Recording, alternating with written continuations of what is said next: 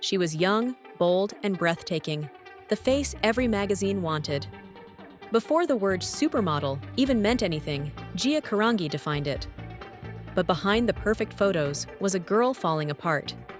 In just a few years, she went from fashion's brightest star to another life destroyed by drugs.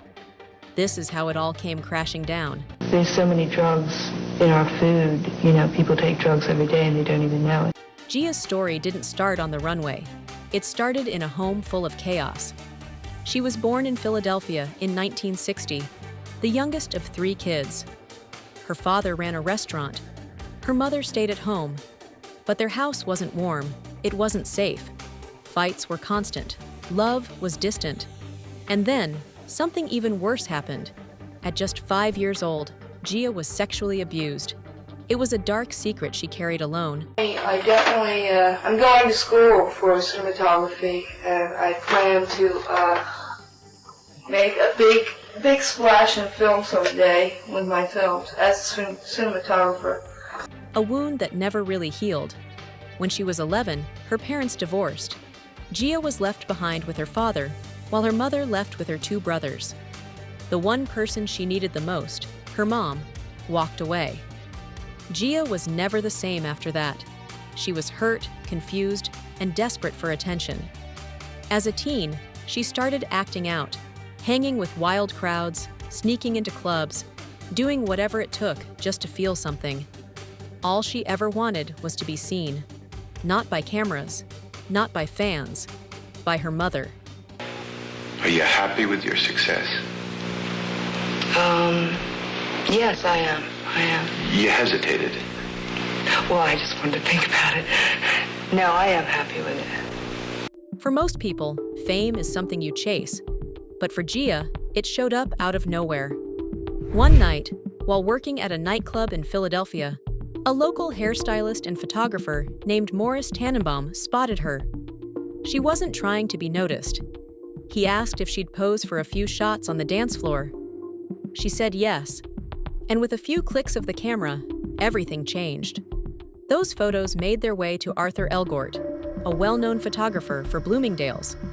He didn't just like them. He saw something rare, something electric. Yes, she was very important. She helped me when I had just started. As a friend, she helped me. And as an agent, she helped me. In the blink of an eye, Gia went from a teenager in Philly to the newest obsession in New York's fashion scene. She signed with Wilhelmina Models, run by the legendary Wilhelmina Cooper. Wilhelmina didn't just manage her, she took Gia under her wing like a daughter. It was the first real mother figure Gia had felt in years. And Gia didn't just step into modeling, she exploded into it. Photographed. Great, like that, right in here. Tilt your head over a bit. Tilt it over a bit. Her very first major shoot in 1978 had her posing nude behind a chain-link fence. It was edgy, raw, and unforgettable. That same year, she landed covers for Vogue and Cosmopolitan. Just 1 year in, and she was already everywhere. Fashion photographers couldn't get enough of her. Names like Chris von Wangenheim, Francesco Scavullo, and Arthur Elgort lined up to work with her. Luxury brands like Dior, Versace, Armani, and Yves Saint Laurent were calling. Good. I started working with very good people, and a lot of work, all the time, very fast. I didn't build into a model. I just sort of... She had dark, intense eyes, olive skin, and an attitude that said she didn't care what anyone thought. And somehow, that made her even more magnetic. While other models smiled and posed, Gia stared into the camera like she was daring it to look away. She wasn't polished. She wasn't safe. She was real. And the fashion world loved it. By the age of 19, Gia Carangi wasn't just a model, she was the model. But what no one could see in those glossy magazine covers was that the same fire that made her famous was also burning her up from the inside. Beautiful. When you're young, you don't always, it's hard to make the difference between what is real and what is not real. Particularly when When you're actually... innocent and there's a lot of vultures around you. On the surface, Gia had everything: money, fame, beauty. But behind the camera, she was falling apart. The photos showed confidence. But when the lights turned off, she was just a lonely girl in a cold apartment, craving love she never really had. Even in a room full of people, Gia felt alone. And that emptiness started catching up to her. She had already dabbled in marijuana as a teen. But now, surrounded by New York's fast-paced nightlife, the drugs got harder. Cocaine came next. Then heroin. She said it helped the loneliness go quiet, even if just for a while. At one point, you got kind of into the drug scene, didn't you? Yes, you could say that I did. Gia also struggled with her identity, especially her sexuality. She had strong feelings for women, but didn't know how to navigate that part of herself in a world that wasn't ready for it. And then came the blow that shattered her. In March of 1980, Wilhelmina Cooper, her agent, her mentor, the one person she saw as a mother, died of lung cancer. For Gia, it was like losing the only anchor she had. After Wilhelmina's death, Gia spiraled hard.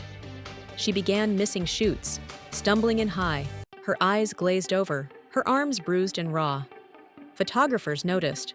So did editors. Even airbrushing couldn't erase the damage anymore. She left Wilhelmina Models and briefly joined Ford, but they didn't want the wreckage Gia brought with her. Her reputation went from rising star to unreliable liability. Do you think of yourself in a different way as you project to the camera? I have to. It's, that's what I do. It's a job. I mean, I'm modeling. So I have to project what I am at that time. Desperate to escape the grip of addiction, Gia checked into rehab in Philadelphia. But the truth was brutal. No program could quiet the cravings screaming inside her. Her addiction didn't loosen its grip, it tightened.